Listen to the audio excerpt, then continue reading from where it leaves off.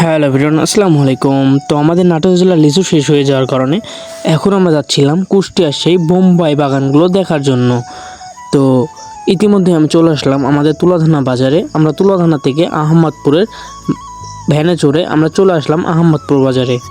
আহমদপুর বাজার থেকে আমরা বাসের জন্য ওয়েট করতেছিলাম। ওয়েট করতে করতে দেখি আমাদের এখানে আর্জেন্টিনার পতাকা ঝুলতেছে। তো সামনেই তো বিশ্বকাপ। তো দেখতে দেখতে আমি বাসে উঠে পড়লাম। বাসে উঠে এখন আমরা যাচ্ছি সেই কুষ্টিয়ার উদ্দেশ্যে। আমি পারমাণবিক বিদ্যুৎ কেন্দ্রের সামনে এসে বারবার পারমাণবিক বিদ্যুৎ কেন্দ্র দেখার চেষ্টা করতেছিলাম, কিন্তু বিদ্যুৎ কেন্দ্রের অপোজিট সাইডে বসার কারণে আমি বিদ্যুৎ কেন্দ্র অনেক ভালোভাবে দেখতে পারতেছিলাম না। তো আমি ইতিমধ্যে চলে আসলাম লালন শাহ সেতু পার হয়ে সেই ভেড়ামারাতে।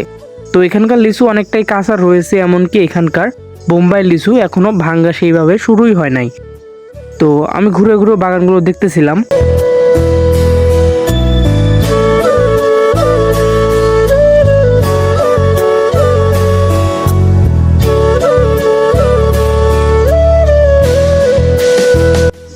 বাগান দেখে বাগানের টাকা লেনদেন করে এখন আমরা চলে যাচ্ছি বাসার উদ্দেশ্যে। তো বাড়িতে আসার সময় আমি কুষ্টিয়া ভেড়ামারা থেকে কুষ্টিয়া 12 মাইলে অটোতে করে যাচ্ছিলাম। কুষ্টিয়া 12 মাইল থেকে আমরা বাসে চড়ে এখন আমরা চলে যাচ্ছি বাসায়।